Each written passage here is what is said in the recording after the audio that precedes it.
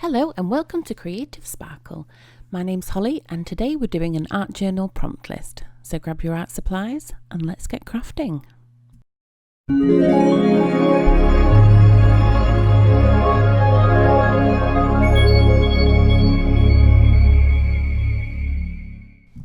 Hello and thank you for joining me today. So working in a normal journal today, not recycled, the first prompt is going to be prime the page ready for the use of water if needed. So because I'm working in a sketchbook that doesn't require priming, I decided that the water would be absorbed better on the actual sheet. So I'm not actually priming today, but if you feel like you need to, go ahead and then we'll go on to the next prompt. So prompt number 2 is to lay down fragments of plain coloured tissue paper onto the page and apply water. And then once it's semi-dry, we'll remove that tissue paper.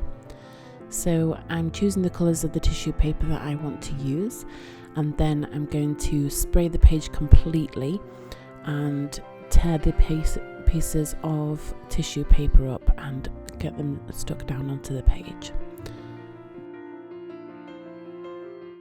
So this is my first time trying this, and you can see that when I pull that first piece of tissue paper off, there's a lot of colour there. So I was quite pleasantly surprised. So I'm just getting those tissue papers stuck down onto the page, and then I'll add a couple of other colours as well, and then we'll spray more water and we will remove them.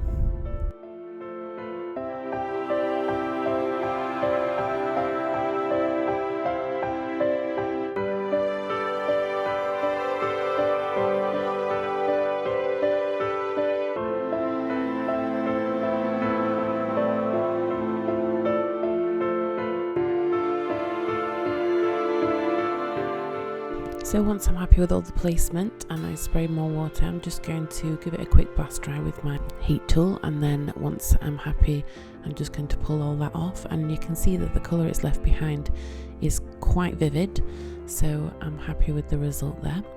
And then you can see the patterns in between as well, which is quite a nice effect. So once we're done with that, we'll move on to prompt number 3, which is to apply stamping or stenciling in the background using more than one stamp or stencil. So I've chosen to go with stencils, and I'm using Distress Oxide to blend through the stencils and create some more patterns. Obviously it does get quite busy, so hopefully the patterns won't be too much for the eye. And then the second one is just circles, so it looks like underwater theme almost. So once you've added the stamping and stenciling, we'll move on to the next prompt.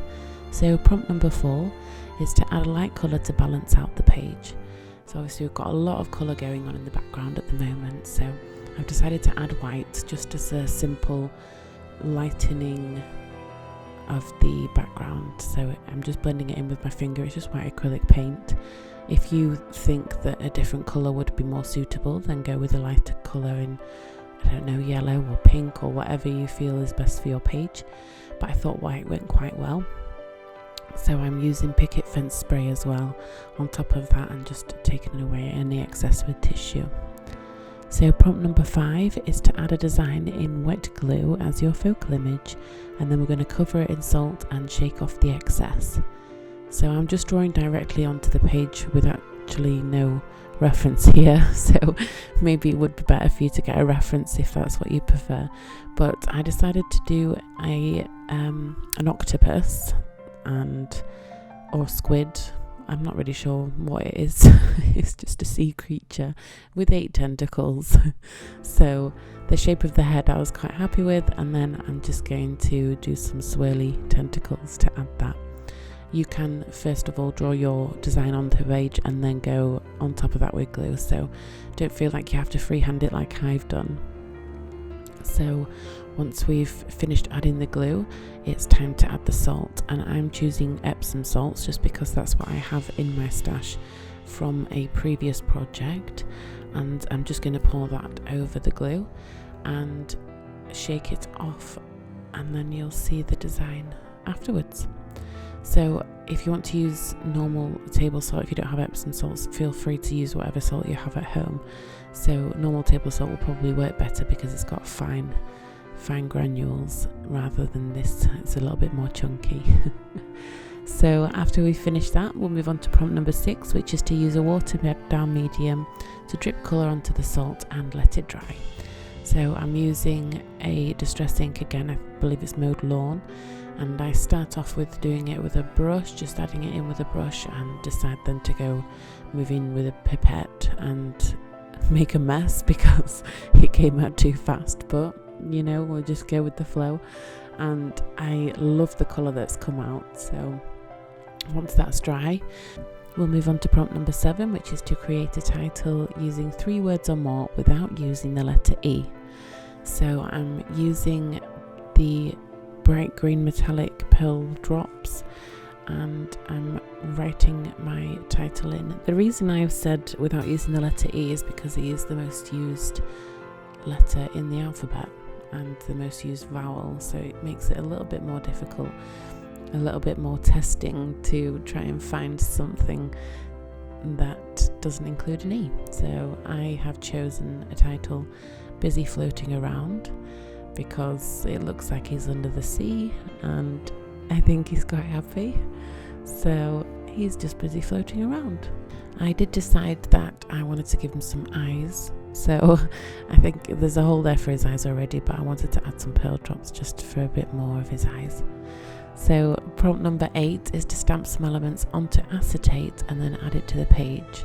So I've chosen this stamp for a plant and I'm stamping it onto acetate with glue ink, and I'm actually going to use embossing powder.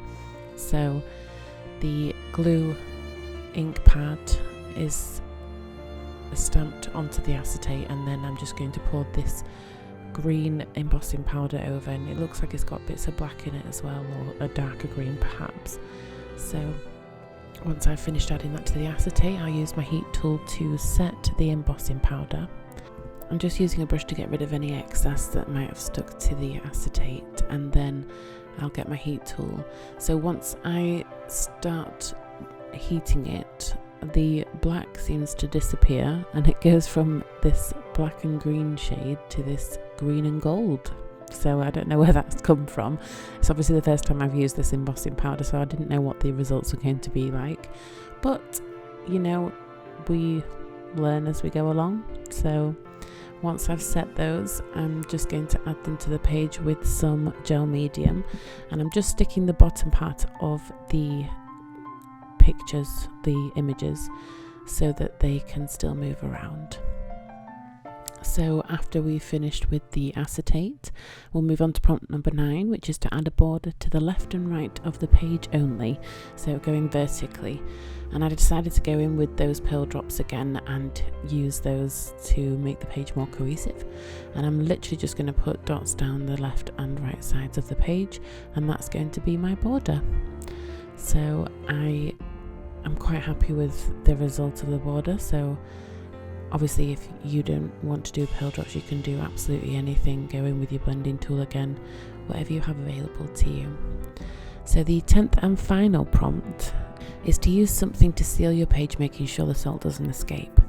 So you may have noticed on the thumbnail of this video that it does say fail. Unfortunately, I really liked this page actually. I thought it was fun and something a little bit different until I decided to seal the salt. I don't know if it's because I used PVA glue. I am not sure how this result happened, but I went over it with quite a thick layer of PVA glue, thinking it would dry clear and you'll be able to see that beautiful green colour that I used for the creature, and that's not the case at all, unfortunately. So this is the glue after it's dried, I'm afraid. So there are holes where the salts can come out and spread over, you can see here. I'm so sorry about that. If you do decide to take part in the prompts list, please do tag me on Instagram with the hashtag #SparklePrompts. Hopefully you will make a better decision on how to seal your salt. And if you like the video, please give it a thumbs up.